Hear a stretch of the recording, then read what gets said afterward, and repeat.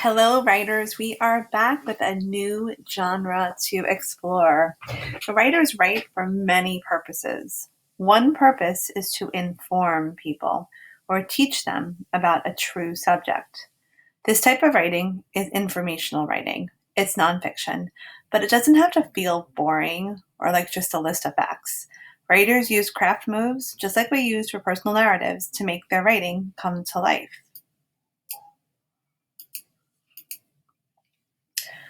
So, one way that I always like to explore a new genre is by really reading different pieces from that genre.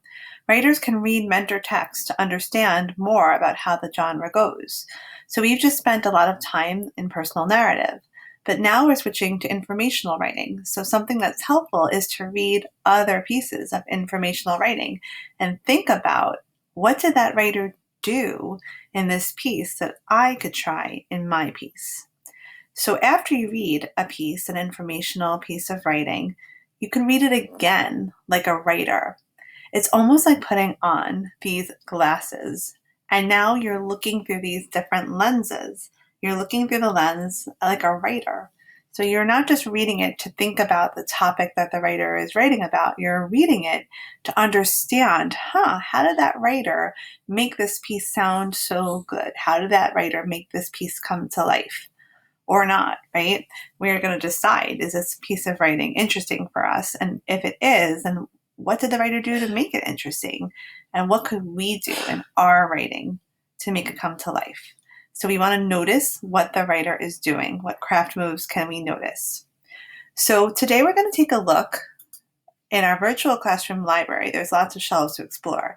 If we clicked on the zoo, it would take us right here. This was our palette from when we explored the zoo together. And there's a book about ugly animals that's on Get Epic. And I have been taking a look at that book.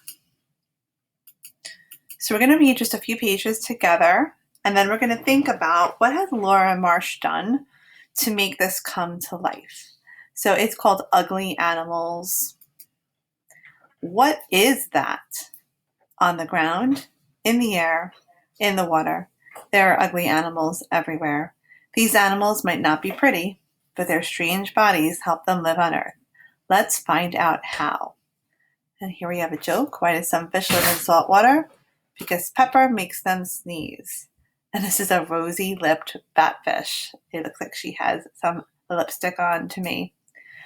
On the ground. You can find lots of weird-looking creatures. Try looking down near the ground. The praying mantis gets its name from its front legs. They look bent in prayer, yet those legs are used to hunt. Tiny spikes hook on to prey so it can't get away. Is it a pig? Is it an elephant? No, it's a tapir. A tapir's trunk grabs leaves and fruit to eat. It makes a great snorkel in the water too. And then there's a critter term, prey, an animal that is eaten by another animal. And then some captions for the pictures with labels for what the animals are. You can find this critter on the ground, but not for long. A jumping spider spots prey with its 8 eyes. Then it jumps on its meal. Some jumping spiders can jump up to 50 times their own body length. On the short-horned lizard, spines warn predators to back off. If that doesn't work, it shoots blood from its eyes. The predator is surprised and the lizard can get away. Critter term is predator, an animal that hunts and eats other animals.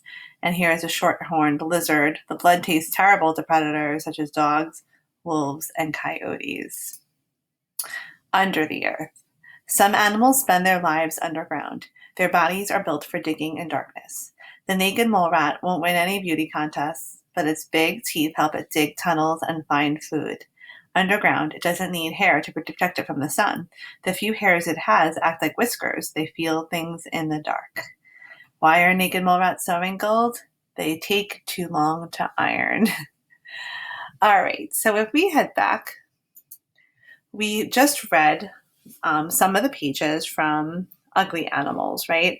And we can think about, what did Laura Marsh do to make it come alive? So right away, I think even the title of the book, Ugly Animals, is a pretty interesting title. It makes you think, huh, ugly animals, right? Like, tell me more about that. So I think her title is very attention grabbing. And then she started the book with some short sentences that put you right into the action. Let's take a look again. On the ground, in the air, in the water. There are ugly animals everywhere. So those first 3 sentences were short, only 3 words in each one, so almost like a rhythm: on the ground, in the air, in the water. And it also led you to think, like, what's on the ground? What's in the air? What's in the water, right? And even her title here, what is that, is something that grabbed our attention as a reader. I like how she invites the reader to come along. So she says, let's find out how. So she's kind of like inviting us along. Let's find out together. She's bringing the reader into the exploration, right? She has some funny jokes on each page, and she has also some great photographs that really match what her words are talking about. They're very eye-catching. Okay, so another thing that I noticed that she did was she's writing from the second person. She says, you can. See if we see that on this page. You can find lots of weird looking creatures. So she'll say that throughout the book. She uses, it's called the second person. When you write from the first person, you're saying, I can find lots of weird looking creatures. If you were writing from the third person, you would say, he can find lots of weird looking creatures, or she can find lots of weird looking creatures. But when you write from the second perspective, you're saying you, the second person. And that, when writers do that to bring the reader right in, to feel like you're kind of the star of this book. You can find lots of weird looking creatures, right? You're part of it. And then even, is it a pig? Is it an elephant? No. So asking questions for the reader also is another way to keep your reader interested. Okay, and then we learned about punctuation to create voice when we were thinking about personal narratives. So here we have, you can find this critter on the ground, but not for long, with the ellipses. So that is a way to have some voice. Again, she's using you to bring the reader right in. Okay, I noticed that there was an important vocabulary shared. She said critter term, which was kind of a cute way to say like word vocabulary, right? Like a more fun way to share that this is a word you should know. Also captions again that are describing what is happening in this picture, and labels to say what we're looking at. So the pictures, the photographs are labeled, and then there's also a caption.